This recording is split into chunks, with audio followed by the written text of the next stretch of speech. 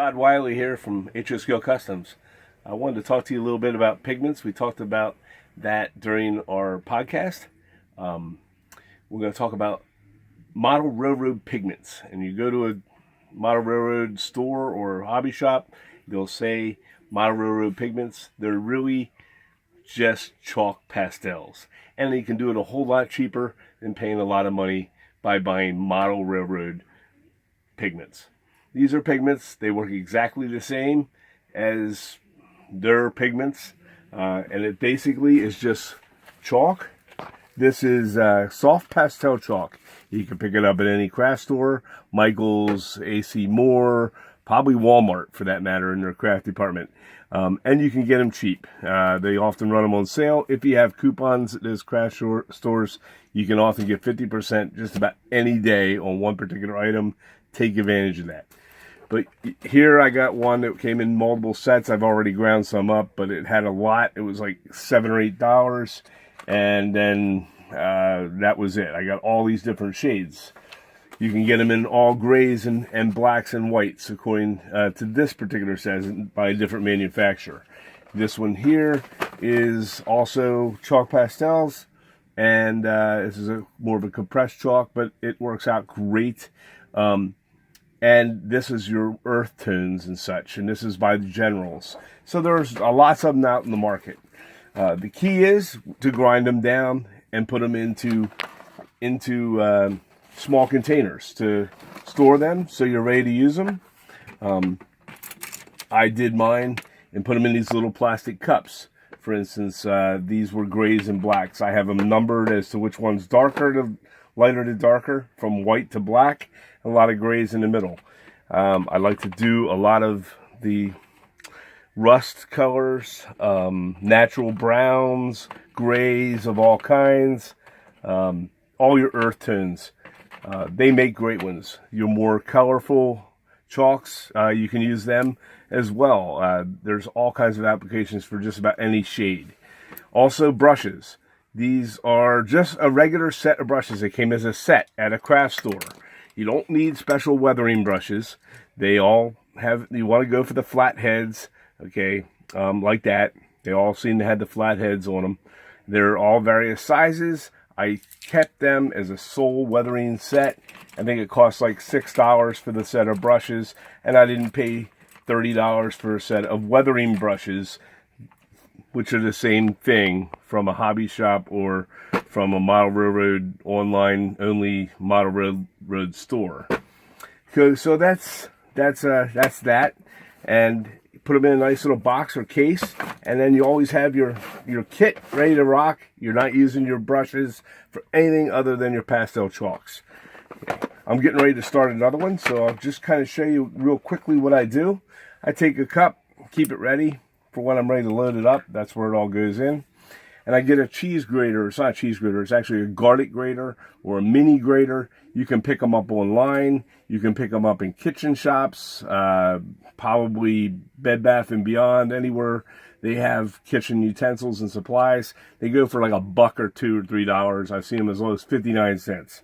They're very small, and it doesn't really matter what side you use, except for this big one. Don't use that. I tend to go with the medium size one. I'll take a stick of chalk, and usually a stick of chalk fills up one of these small containers rather nicely.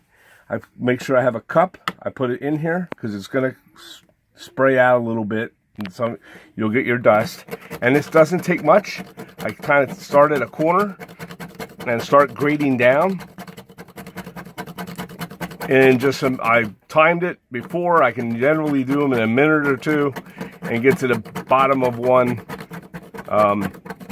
And you start seeing, you get your chalk in here. So you get a couple of little chunks in there. You can even go on the smaller scale grate like this.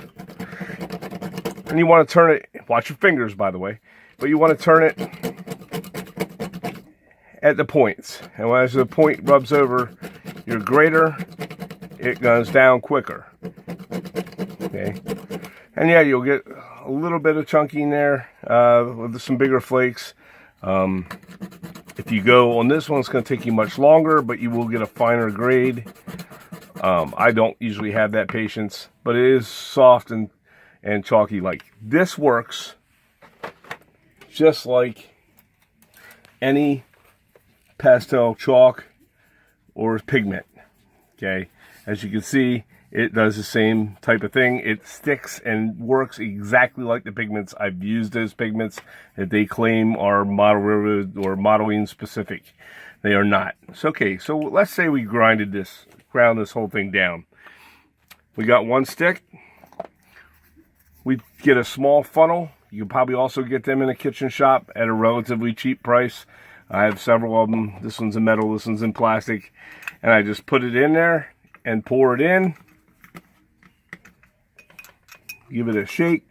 Sometimes it'll get stuck in the nozzle. Give it a tap. And there you go. You start getting your pastels. Soft pastels are actually just what you get in the store when you buy your pigments.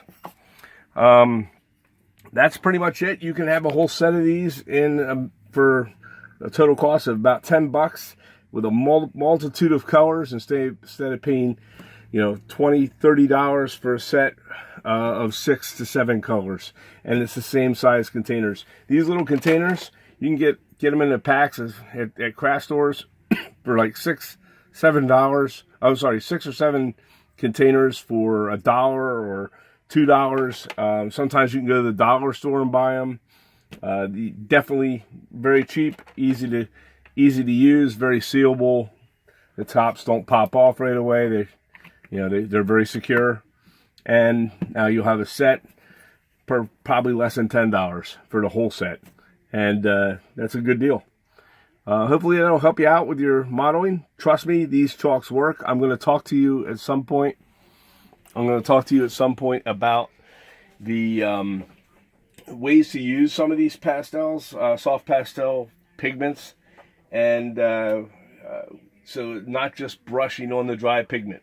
How to use them with mineral spirits, how to use them with even water to make them have different effects. And I'll do some other videos on that in the very near future. Hopefully it helped you out a little bit. Save yourself a few bucks. Think before buying. Take care.